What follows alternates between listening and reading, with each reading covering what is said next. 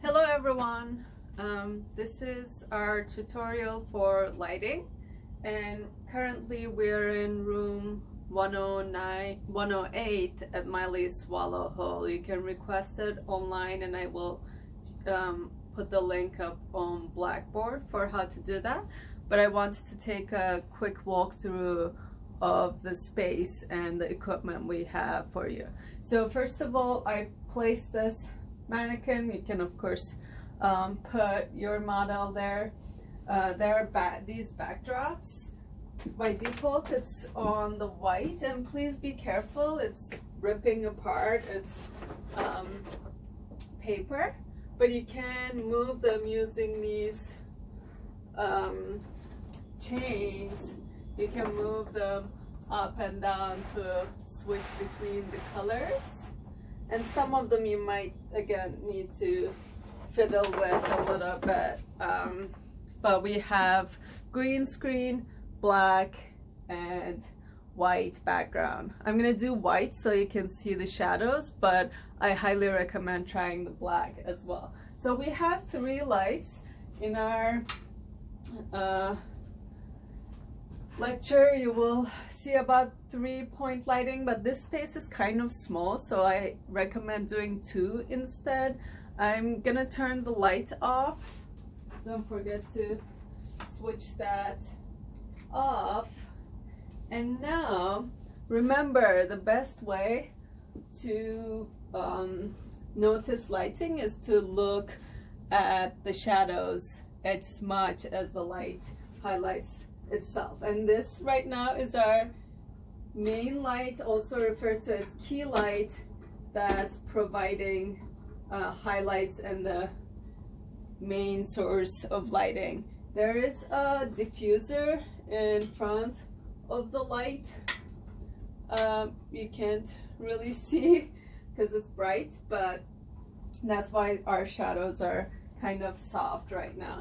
I'm also going to turn this other light, which is basically our fill light at this point, and notice the shadows, the harsher shadows are on the left side, so this one is still my key light, my main light, and this one is more like a fill.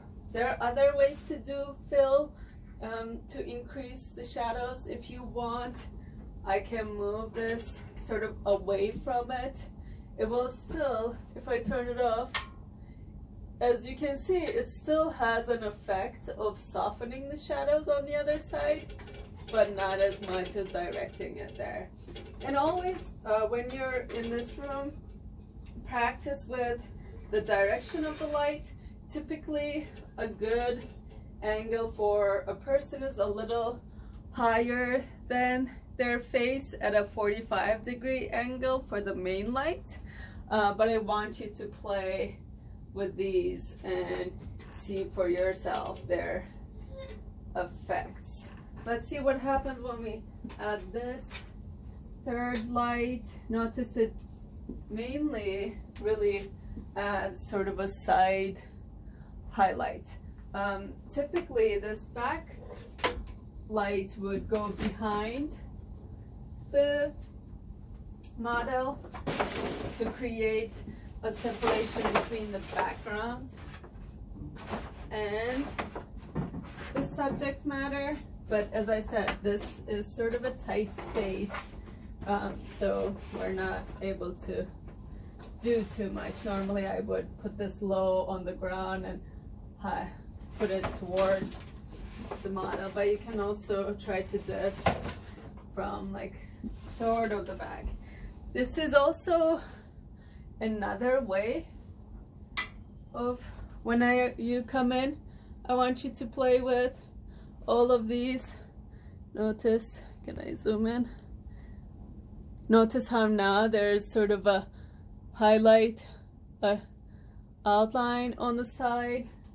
If I turn this off too, notice this is like an extreme side lighting and dramatic lighting, and I want you to play with what all these lights do and the kinds of effects they create.